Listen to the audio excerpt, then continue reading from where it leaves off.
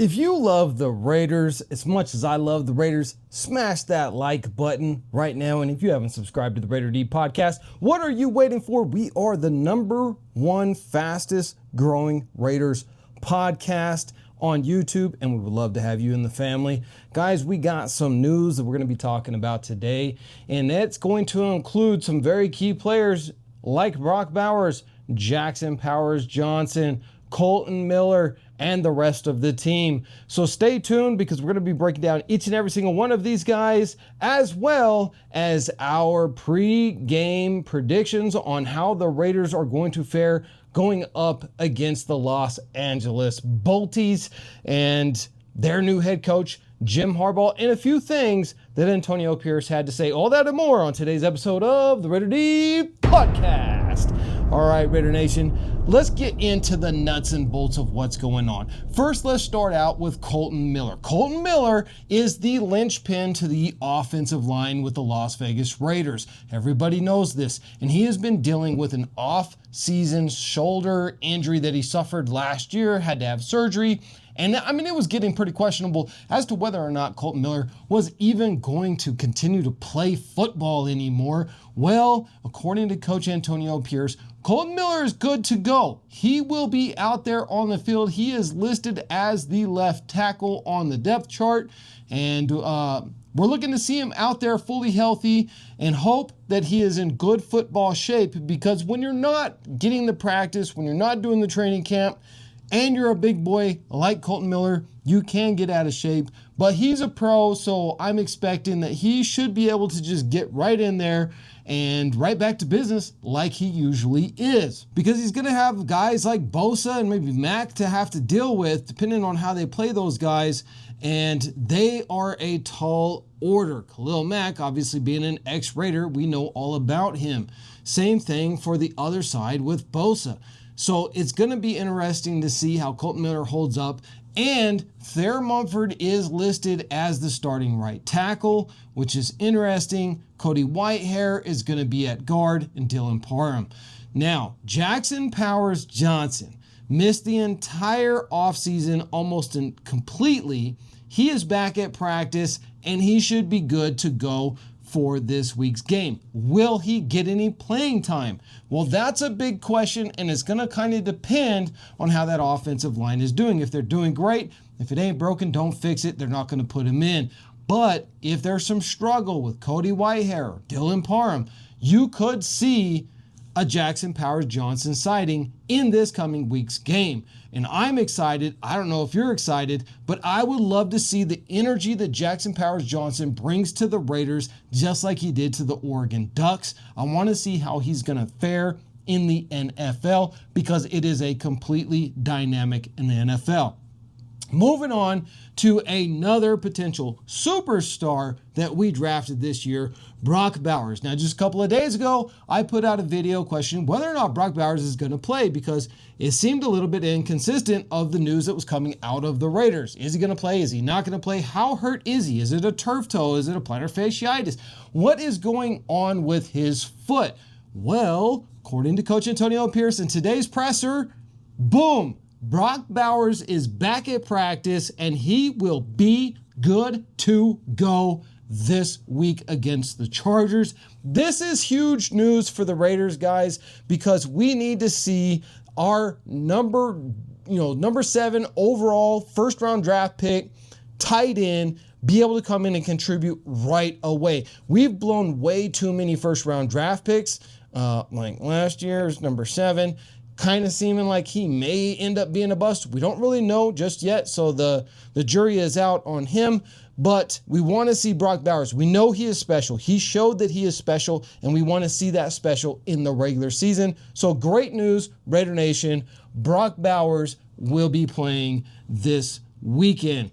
How much will he play? We don't know. We'll have to wait and see. I think the majority of it is going to be the Michael Mayer show, but you're going to see some Brock Bowers sprinkled in there.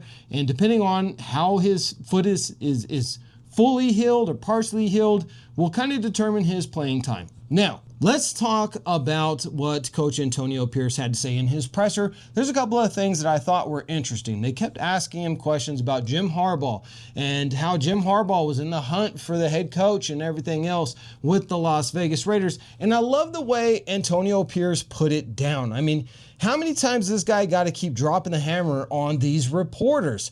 Look, I'm the head coach of the Raiders, not Jim Harbaugh, not John Harbaugh, not Sean Payton, not nobody. It is the AP show. I'm the one standing here in front of you. Now, he didn't say it exactly like that. He did say verbatim almost that, hey, it's a good company to be in with Jim Harbaugh. However, AP's the one standing here.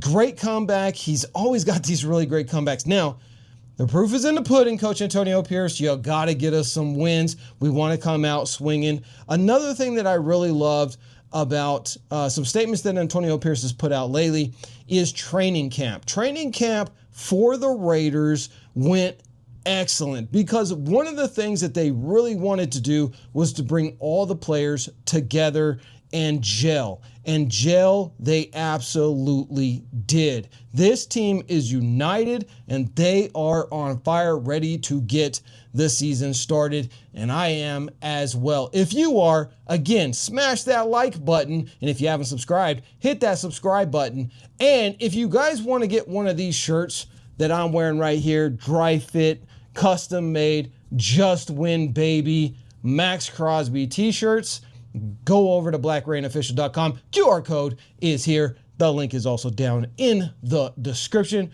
Also got these bad boy posters that are sitting up right behind me. Got a lot of those left in stock. Don't have too many t-shirts, so they're on sale, guys. If you're going to get them, you better get them right now. Okay, lastly, before we wrap this up, I just wanted to say one thing. And that is my predictions on what's going to happen, and only God knows best, but my predictions of how this is going to pan out with the Chargers game coming up. And that is Jim Harbaugh likes to run the ball. And he's going to try and test our run defense because, rightly so, our run defense did not look all that fantastic in the preseason, even with our starters in there going up against second stringers.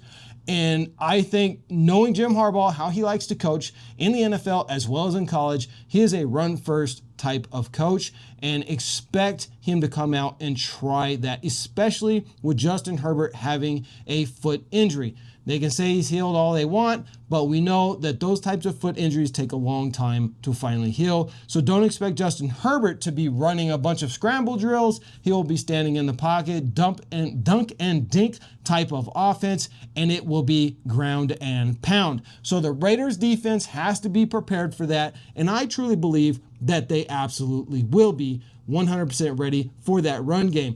Now, Gardner Minshew is going to be QB1. We have a healthy Brock Bowers, Devontae Adams, Jacoby Myers, Trey Tucker, Tyreek McAllister returning kicks, maybe Trey Tucker returning kicks. Interestingly, they also had Amir Abdullah as returning kick returns. So it's going to be interesting to see how this offense clicks and the special teams click.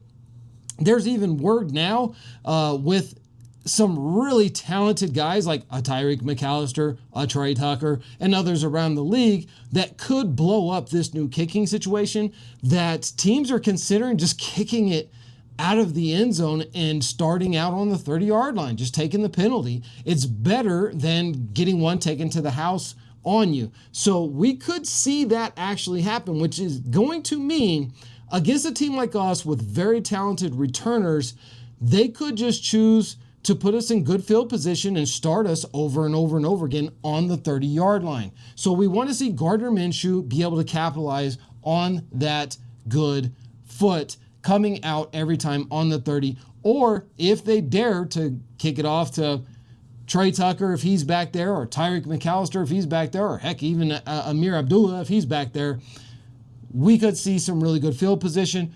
Can Gardner Minshew handle business? That's the big question mark. If you guys believe in GM, go ahead and type that down in the comments below. If you still think it's AOC, drop AOC in the comments below. I'll check them all out. I'll do a little poll, and I'll let you guys know who the winner is between GM and AOC.